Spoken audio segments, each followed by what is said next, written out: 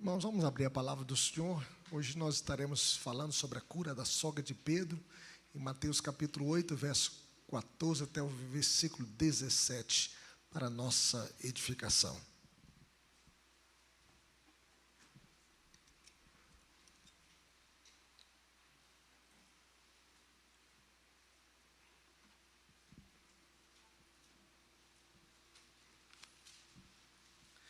Vamos abrir esse texto, Mateus capítulo 8, versículo 14 até o versículo 17. Estamos fazendo a exposição deste livro tão importante da fé cristã sobre o evangelho do grande rei, do rei Jesus. E aqui nós estaremos lendo essa passagem sobre a cura da sogra de Pedro. Diz assim: tendo Jesus chegado à casa de Pedro, viu a sogra deste acamada e ardendo em febre. Mas Jesus tomou-a pela mão e a febre a deixou. Ela se levantou e passou a servi-lo. Chegada a tarde, trouxeram-lhe muitos endemoniados, e ele meramente com a palavra expeliu os espíritos e curou todos os que estavam doentes, para que se cumprisse o que fora dito por intermédio do profeta Isaías: Ele mesmo tomou as nossas enfermidades e carregou com as nossas doenças. Que Deus nos abençoe. Vamos falar com Deus. Pai querido, fale conosco por meio da Tua palavra, que a Tua palavra possa trazer, ó Deus, edificação à nossa vida, que a Tua palavra possa mudar o nosso coração, que Teu Santo Espírito, Senhor, possa soprar a Tua palavra na nossa vida, pois sabemos que Ele que inspirou esse texto sagrado. E nós queremos, ó Deus, receber a iluminação do Espírito Santo, para que possamos entender esse texto e aplicá-lo na nossa vida hoje, para o louvor da Tua glória, no nome de Jesus. Amém. Em toda a igreja cristã, tem aquele cantinho de oração onde nós intercedemos pelas pessoas que sofrem, que estão doentes, enlutadas, e nós rogamos a Deus para que as pessoas sejam curadas. Vivemos em um mundo quebrado, em um mundo caído, um mundo corrompido, um mundo corrupto, um mundo doente, um mundo à beira da morte. É um mundo chamado de vale de lágrimas, porque no estado caído em que vivemos, a alegria da vida é constantemente arruinada por dor, enfermidade, sofrimento e morte. Por esta razão, nenhum de nós está isento da dor, das frustrações, das enfermidades e até mesmo da morte. De igual forma, o texto lido nos mostra que Jesus chegou à casa de Pedro e viu a sogra deste acamada e ardendo em febre, diz o texto. E o texto diz que Jesus a tomou pela mão e a febre a deixou, e ela se levantou e passou a servi-lo. E chegada a tarde, muitas pessoas ouviram falar do milagre de Jesus e correram até a casa de Pedro. E a Bíblia diz que foram trazidos a ele muitos endemoniados, e ele expulsou os espíritos com uma palavra e curou todos os doentes. E assim se cumpriu o que fora dito pelo profeta Isaías, que o Senhor Jesus levou sobre si as nossas dores, e pelas suas pisaduras nós fomos sarados. Aqui nós podemos ver, meus irmãos, o poder de Jesus sobre as doenças e o poder de Jesus sobre os demônios. E a grande ideia dessa passagem é que a autoridade de Jesus realiza instantaneamente o que Ele quer. Ele tocou nesta mulher e a febre a deixou. Ele, com a sua palavra, expulsou os demônios, e os demônios saíram dos corpos daquelas pessoas que estavam possessas. Ele deu uma outra palavra e curou todos os doentes que vieram até ele ali em Cafarnaum, à porta da casa de Pedro. Jesus tem autoridade, e a autoridade de Jesus realiza instantaneamente, o que Ele quer. E aqui nós podemos aprender algumas coisas. Em primeiro lugar, Jesus vai à casa de Pedro. Provavelmente Pedro mudou-se de Betsaida para Cafarnaum para ficar perto de Jesus. E ele também era um pescador, e ele estava aproveitando ali também o mar da Galileia, o mar de Tiberíades, para viver a sua vida perto de Jesus e trabalhando. E a casa de Pedro, então, se tornou o quê? A base para o ministério de Jesus na Galileia, porque Jesus também morava em Cafarnaum. A casa do crente, meus irmãos, deve ser uma igrejinha de Jesus. Que Jesus seja o dono da nossa casa, dono do nosso lar, da nossa família. Não existe lar feliz sem Cristo. Não existe casal feliz sem Jesus. Não existem filhos felizes sem Cristo. Se o Senhor não edificar a nossa casa, em vão trabalhos que a edificam. E a casa edificada em Cristo jamais será abalada, jamais será destruída. Jesus estava aqui na casa de Pedro. Pedro era casado por ocasião do seu chamado. A sua esposa muito colaborou com ele na proclamação do Evangelho. E a gente sabe isso pelos pais da igreja. Teve um homem chamado Clemente de Alexandria, que ele afirma que Pedro e sua esposa morreram no mesmo dia, juntos por causa da fé cristã. Eles foram martirizados. E conta-se que Pedro viu a esposa sofrer antes de ser ele mesmo a vítima do martírio. E ele ficou olhando para sua esposa sendo levado à morte. Ele regozijou-se pelo chamado a dar testemunho desta maneira que ela tinha recebido. E ele falou, estimulando, dando-lhe coragem, chamando pelo nome e dizendo: lembre-se do Senhor, lembre-se de Jesus, lembre-se de Jesus. A história conta que Pedro foi crucificado de cabeça para baixo porque ele dizia: eu não sou digno de morrer como meu Senhor morreu. Pedro não era o Papa, porque o Papa não casa, e Pedro aqui era casado. Os papas não se casam. Casamento, meus irmãos, é uma bênção de Deus. Não é bom que o homem esteja só. À luz de 1 Coríntios 9, 5, gostaria que você lesse esse texto, 1 Coríntios 9, 5, Paulo fala dos apóstolos que eram casados, e Paulo era solteiro, provavelmente não casou por causa da missão que ele tinha, né? Mas ele fala o seguinte, em 1 Coríntios 9, 5, a sua esposa pode tê-lo, né, acompanhado em viagens missionárias posteriores. Porque o texto fala assim: e também o de fazer-nos acompanhar de uma mulher irmã, como faz os demais apóstolos, está vendo? Os demais apóstolos eram casados. E os irmãos do Senhor, os irmãos de Jesus, e Cefas. Cefas aqui é Pedro. Então, o fato de que Pedro era casado indica que o matrimônio, não o celibato, é o normal para os líderes cristãos. É melhor casado do que viver abrasado. Então, o celibato imposto aos sacerdotes pela Igreja Católica Romana é uma heresia. Não procede da palavra de Deus, procede da tradição. Uma vez que Pedro era casado e que o bispo, segundo Paulo, deve ser casado, esposo de uma só mulher. E essa imposição da igreja romana tem levado muitos padres a viver na fornicação, o adultério e até mesmo no homossexualismo e pedofilia. Porque casamento é uma bênção de Deus. E Pedro era um homem casado e o seu lar, a sua casa, recebeu Cristo. Cristo estava dentro da casa de Pedro.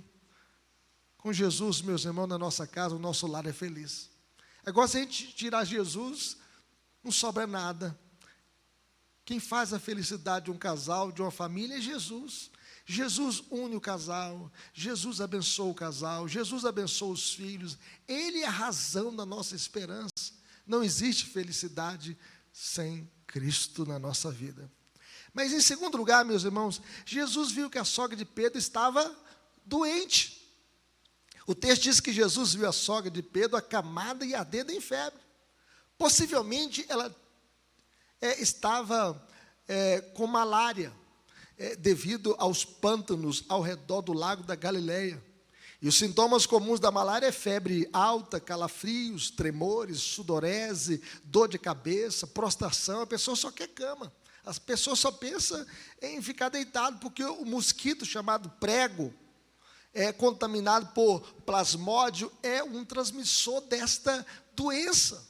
Nós vivemos num mundo quebrado. As pessoas que saíam aqui de Belo Horizonte, por exemplo, iam para Rondônia, Amazônia, tinham que tomar a vacina contra a malária. Era assim antigamente. A pessoa ia entrando onde tinha que tomar vacina. Para onde você vai? Tem que vacinar.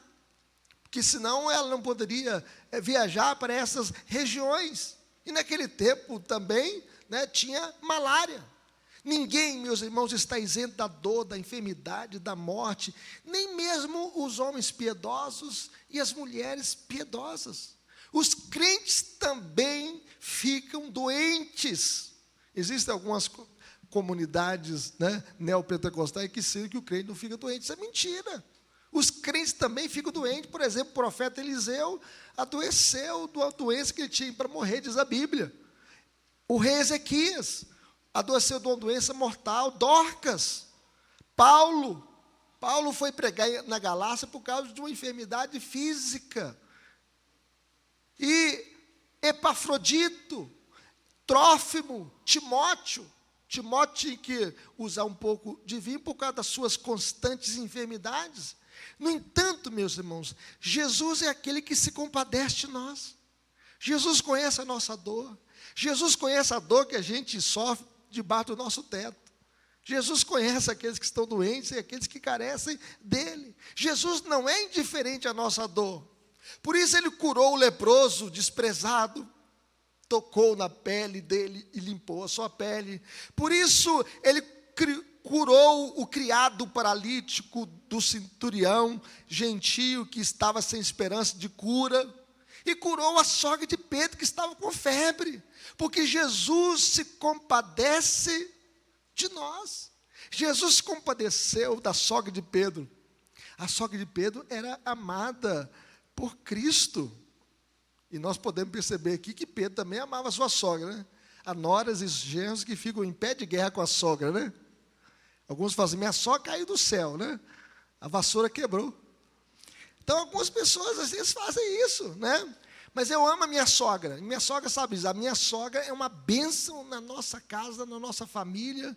E a gente tem que orar e viver uma relação de harmonia. E aqui nós podemos perceber que provavelmente a sogra de Pedro já estava idosa e ele que cuidou da sogra, né, dentro da sua casa. E aí Jesus viu que esta mulher estava enferma, ardendo em febre, e Jesus a curou. Então Jesus curou a sogra de Pedro. A Bíblia diz assim, mas Jesus tomou-a pela mão. Tem na sua mão aí, ó. Olha Jesus tocando, olha. Jesus tomou-a pela mão e a febre a deixou.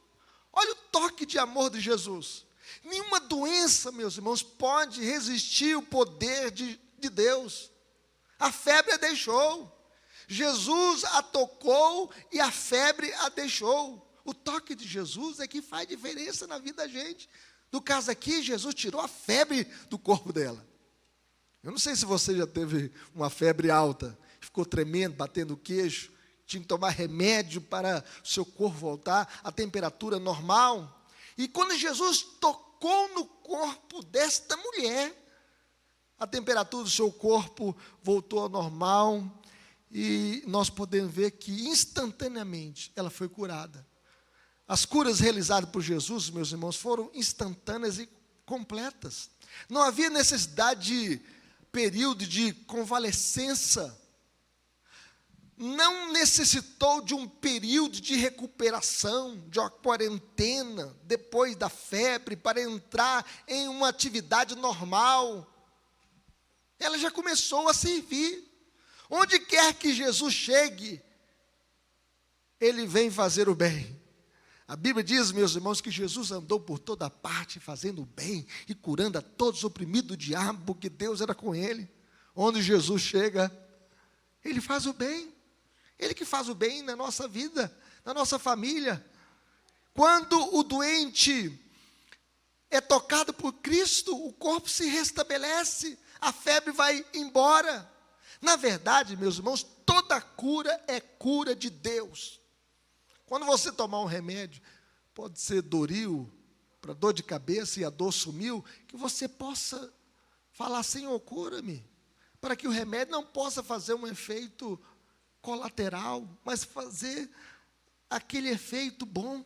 Se você for tomar uma injeção, ore a Deus, para que essa injeção possa fazer um efeito bom, porque na verdade toda cura vem de Deus. Quando o doente toma aspirina, é o Senhor que faz a aspirina ser eficaz. Caso contrário, pode causar o quê? Efeitos colaterais. Eu não sei se você tem o costume de ler a bula dos remédios. Por exemplo, o uso da aspirina pode causar as seguintes reações adversas: má digestão, dor abdominal, úlcera, hemorragia, sangramento nasal, sangramento urogenital, sangramento gengival, anemia, reações alérgicas, como asma, choque anafilático, disfunção hepática, zumbidos, tonturas, destruição ou rompimento das células sanguíneas, insuficiência renal aguda. Quando você lê, por exemplo, a bula de um remédio com tantos efeitos colaterais, dá vontade de a gente nem tomar esse remédio. Mas está lá na bula esses efeitos colaterais. Todo remédio pode ter efeito colateral. Mas para ele fazer o bom efeito, Deus precisa abençoar as composições químicas para nos curar. Por isso que toda cura é cura de Deus. Então, se você está sendo submetido a um tratamento, ore a Deus, para que o remédio possa fazer o bom efeito e o seu corpo possa se normalizar para a glória de Deus. Mas vejam bem, meus irmãos, que Jesus é servido pela sogra de Pedro. O texto diz que ela se levantou e passou o quê? A servi-lo. Vamos dizer isso? Ela se levantou e passou a servi-lo. Olha que coisa maravilhosa. Aquela que estava acamada, ardendo em febre, se levantou e passou a servi-lo. Que coisa maravilhosa. A sogra de Pedro não apenas se levantou, mas começou a servir. Foi restituída não apenas à plena saúde, mas também ao pleno trabalho. Já começou a servir, já começou a trabalhar. Saúde, meus irmãos, é mais que a ausência de sintomas, é também a capacidade de trabalhar, amar, criar e servir aos outros. O serviço que a sogra de Pedro ofereceu a Jesus foi um gesto de gratidão. Nós trabalhamos para Jesus em gratidão a Ele por tão grande salvação. Ele levou sobre si as nossas dores, as nossas enfermidades, pelas suas pisaduras fomos sarados, Ele foi traspassado pelas nossas transgressões, Ele foi moído pelas nossas iniquidades, e o castigo que nos traz a paz estava sobre Ele. Nós devemos trabalhar para Deus em gratidão por aquilo que Cristo fez por nós. Somos salvos e curados para servir a Jesus. Servir é o caminho de Jesus e daqueles que o seguem. Jesus diz o seguinte: eu não vim para ser servido, eu vim para servir e dar a minha vida em resgate por muitos. Jesus veio para servir. E como é que Jesus serviu? Jesus lavou os pés dos discípulos, Jesus purificou a pele dos leprosos, Jesus fez o paralítico andar, Jesus curou esta mulher que estava ardendo em febre, Jesus abriu os olhos dos cegos, Jesus abriu o ouvido dos surdos, Jesus ressuscitou mortos, Jesus multiplicou 5 pães e 2 peixinhos para alimentar uma multidão. Jesus andou por toda parte fazendo o bem e sempre servindo. O nosso lema deve ser: salvos para servir. Jesus te salvou para servir, para ser uma bênção na igreja, trabalhar na igreja com seus dons, com seus talentos, com a sua vocação, com aquilo que o Senhor te deu. Sirva a Cristo. Jesus, meus irmãos, nos ajuda para que possamos ajudar outras pessoas. Jesus nos salva para que possamos alcançar outros com a mensagem do Evangelho. Mas Jesus cura muitas outras pessoas. Vejam bem que a compaixão que Jesus demonstrou pela sogra de Pedro é agora estendida às multidões. O texto fala aqui, no verso 16, 17, diz o seguinte: chegada a tarde, ao anoitecer, algumas versões colocam, trouxeram-lhe muitos endemoniados. Jesus poderia estar pensando: quero uma cama para deitar, né? Eu quero, sombra agora, eu quero descansar. Mas o texto diz que trouxeram-lhe muitos endemoniados, e ele meramente com a palavra expeliu os espíritos e curou todos que estavam doentes, para que se cumprisse o que fora dito por intermédio do profeta Isaías: ele mesmo tomou as nossas enfermidades e carregou com as nossas doenças. Aonde quer que Jesus fosse, ele era sensível às necessidades humanas. Jesus não fugiu dessa multidão cansada, aflita, exausta, machucada, quebrada, destruída. Não, Jesus os curou. Na sinagoga, na casa e agora pelas ruas. Ele respondeu aos pedidos de saúde. E o texto diz que ele curou todos que estavam doentes. Todos. Jesus curava tanto as doenças físicas quanto as doenças espirituais, as doenças emocionais, as doenças psicológicas. O texto diz que trouxeram-lhe muitos endemoniados, gente possessa, gente complicada, gente perturbada, gente cheia de demônios, e ele meramente com a palavra expeliu os espíritos, expulsou esses demônios. Essas pessoas estavam escravizadas, meus irmãos, estavam presas, estavam no cativeiro de Satanás. Por isso elas foram levadas até Jesus. Nós devemos trazer também aqueles parentes nós que estão perturbados, oprimidos, à presença de Cristo, orar com eles, por eles, pedir libertação. Os endemoniados, meus irmãos, eram muitos, diz o texto. Muitas pessoas, possessas pelo poder de Satanás. Existem também hoje pessoas oprimidas, possessas pelo diabo, que precisam o quê? De libertação. No entanto, meus irmãos, nem todas as doenças são causadas por poderes demoníacos. Há enfermidades e possessão demoníaca. Para os neopentecostais, toda enfermidade é possessão demoníaca. Mas não é assim. O problema com essa visão é que eles exaltam o poder de Cristo para libertar os cativos, mas diminui o maior poder dele, que é o perdão dos pecados.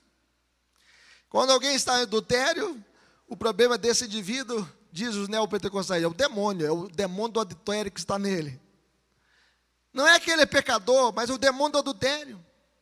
Então, ele não se arrepende dos seus pecados, ele tem que ser liberto. Não é o demônio do adultério, é a carnalidade, é a carne, é o pecado que precisa ser confessado e abandonado.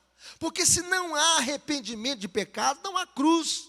E se não há cruz, não há Cristo. E se não há Cristo, não há salvação, não há perdão.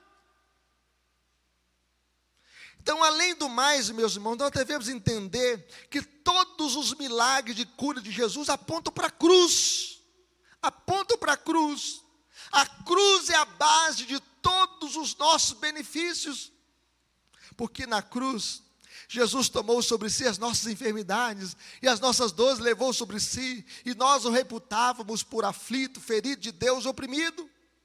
Na cruz, Jesus foi traspassado pelas nossas transgressões, moído pelas nossas iniquidades, e o castigo que nos traz a paz estava sobre ele, e pelas suas pisaduras fomos sarados. Foi na cruz. Entretanto, meus irmãos, todas as enfermidades são consequências da queda. Se Adão e Eva tivessem obedecido ao pacto das obras, não existiria enfermidade no mundo. Todas essas doenças, dores e mortes estão presentes no mundo, de acordo com a Bíblia, por causa da queda, por causa do pecado. Por um só homem entrou o pecado no mundo, e pelo pecado a morte, e a morte passou a todos os homens, porque todos pecaram. A Bíblia diz que este mundo está gemendo por causa da queda. O mundo inteiro está gemendo por causa da queda. Todavia, algumas doenças na vida das pessoas não são por causa de pecados específicos, mas são para que Deus manifeste as suas obras na vida delas. Veja um exemplo na vida do cego de nascença. Os discípulos de Jesus lhe perguntaram: mestre, quem pecou, este ou seus pais, para que nascesse cego? Jesus respondeu: nem ele pecou, nem seus pais, mas foi para que se manifestem nele as obras de Deus. Então aquele cego de nascença estava ali, e nasceu cego para que Jesus pudesse curá-lo, e para que nele se manifestasse as obras de Deus. E Jesus, curando aquele cego de nascença, ele estava dizendo para o mundo inteiro: eu sou a luz do mundo. Algumas pessoas, meus irmãos, não consideram Deus no curso normal da vida. Às vezes, elas são despertadas por coisas extraordinárias. Às vezes precisa acontecer uma coisa extraordinária para que as pessoas possam voltar para Deus, se quebrantarem. Lembro de um pastor que certa vez que ele estava orando: Senhor, me quebra, faça-me de novo. Ele teve um acidente que ele ficou todo arrebentado. E ele recebeu pino em todo o seu corpo. E quando ele deu o testemunho, lá os adolescentes falaram assim: pastor, então você é o Robocop, né? Todo quebrado. Deus o quebrou, dizer que Deus o quebrou para fazê-lo de novo, para que ele fosse mais humilde, para que ele pudesse estar com a sua vida mais consagrada a Deus. E Deus o poupou, o livrou da morte, no meio das ferragens, mostrou o seu poder e preservou a sua existência. Deus é grande. Deus é grande. A Bíblia diz que todas as coisas cooperam para o bem daqueles que amam a Deus, daqueles que são chamados segundo o seu propósito. A Bíblia não diz que todas as coisas são boas. A Bíblia diz que todas as coisas cooperam para o bem daqueles que amam a Deus. Aplicações para a nossa vida, meus irmãos. Como viveremos? Em primeiro lugar, confiando no poder de Jesus sobre as doenças. Ele pode nos curar. O que pede, recebe. O que busca, encontra. Quem bate, abricilhar. A Bíblia diz: está alguém sofrendo? Faça oração. Está alguém doente? Chama os presbíteros da igreja para orar por você. Se está alegre, cante louvores. Devemos, meus irmãos, olhar para a cruz. A enfermidade é o maior problema do homem, ou a enfermidade é a consequência do maior problema do homem? Na cruz, Deus resolveu o nosso maior problema, o pecado. Jesus foi traspassado pelas nossas transgressões na cruz. Segundo Sproul, na cruz, Deus, o Pai, colocou o pecado de todo o seu povo sobre o seu próprio Filho. Deus imputou o pecado cometido por mim e por você ao seu servo sofredor. Enquanto se encontrava pendurado na cruz, Jesus estava sob a maldição de Deus por nossa traição universal. Mas isso não é tudo. Não somente o nosso pecado foi colocado em Jesus, mas também todas as nossas enfermidades foram colocadas sobre Ele. Deus colocou câncer nele. Deus colocou doença cardíaca, colocou diabetes, colocou lepra, e Ele colocou em Jesus todas as doenças que afligem a raça humana. Jesus levou sobre si as nossas dores, as nossas enfermidades. O texto diz que certamente Ele tomou sobre si as nossas doenças e as nossas dores, levou sobre si. Não só o nosso pecado foi removido, mas também todas as consequências dele. Às vezes você pode me perguntar: mas se isso é verdade, por que então as pessoas adoecem e morrem? Pelo mesmo motivo que ainda pecamos, a obra da redenção ainda não está completa. Porém, quando Deus terminar esta grande obra, o pecado já não existirá. E por conseguinte, todas as suas consequências também desaparecerão. Está chegando o tempo em que não haverá mais doença, não haverá mais tristeza, não haverá mais dor, não haverá mais morte, não haverá mais lágrimas, porque na volta de Jesus, Jesus vai colocar um ponto final em toda a nossa dor. Então a nossa redenção será completa. Os mortos em Cristo ressuscitarão primeiro, vão receber um corpo incorruptível, um corpo de glória, para habitar no novo céu e nova terra, dos quais habita justiça. Louvado seja Deus. Por isso nós devemos olhar para a cruz, porque na cruz Jesus resolveu o nosso maior problema. Meus irmãos, a Bíblia diz que Ele vai enxugar dos nossos olhos toda lágrima. A morte já não existirá, já não haverá pranto, nem dor, nem tristeza, porque as primeiras coisas passaram. Confie no poder de Cristo. Ore pelos enfermos. Está alguém doente da sua casa? Ore, interceda. Peça ao Senhor Porque Jesus é poderoso sobre as enfermidades, sobre as doenças. Mas, em segundo lugar, confie no poder de Jesus sobre os demônios. A Bíblia diz que maior é aquele que está em nós do que aquele que está no mundo. A Bíblia diz que aquele que é nascido de Deus não vive em pecado, Deus o guarda e o maligno não lhe toca. O diabo, meus irmãos, vem para roubar, matar e destruir, mas Jesus veio para nos dar vida e vida em abundância. O crente não precisa passar pela sessão de descarrego, porque ele já está limpo. Ele já está limpo pelo sangue de Jesus. Ele já é batizado com o Santo Espírito da promessa. E o diabo não tem mais poder sobre a nossa vida, porque a nossa vida está nas mãos de Jesus. E Jesus tem todo o poder sobre os demônios. Louvado seja Deus. E é por isso que ele disse: edificarei a minha igreja e as portas do inferno não prevalecerão contra ela. Conviveremos, meus irmãos, servindo a Cristo como fez a sogra de Pedro. Muitas pessoas são curadas por Cristo, no entanto, andam na contramão da vontade de Cristo. Jesus cura, e elas abandonam a Cristo. Conta-se uma parábola sobre o mau uso das bênçãos de Cristo, que Cristo desceu de uma planície branca a uma cidade púrpura, e ao atravessar a primeira rua estreita, escutou gritos e viu um jovem bêbado reclinado sobre a janela. Perguntou-lhe: por que você esbanja a sua alma, embebedando-se? Senhor, respondeu o bêbado, eu era leproso, e tu me curaste, que outra coisa posso fazer? Tendo entrado mais na cidade, viu outro homem jovem que seguia uma prostituta, e lhe disse: por que você destrói a sua alma em uma vida perdida? E o jovem lhe respondeu: Senhor, eu era cego e me deste a visão, que outra coisa posso fazer? E por fim, já no centro da cidade, viu um ancião deitado em um canto que chorava amargamente. Quando Jesus lhe perguntou por que chorava, o ancião lhe disse: Senhor, eu tinha morrido e tu me ressuscitaste, que outra coisa posso fazer a não ser chorar? Essa, meus irmãos, é uma terrível parábola do mau uso dos dons e da misericórdia de Deus. Mas a sogra de Pedro fez diferente. Usou o dom de sua saúde restabelecida para servir a Jesus e aos outros, para ser bênção no reino de Deus. Ela se levantou e passou a servi-lo. Esta mulher passou a servir a Cristo. Cristo nos curou, meus irmãos, e nos salvou para servi-lo. Não desperdice os dons que Cristo tem te dado. Não desperdice as bênçãos que Cristo tem derramado sobre a sua vida. A nossa vida não pode ser egocêntrica. A nossa vida tem que ser cristocêntrica. Que possamos servi-lo de todo o nosso coração.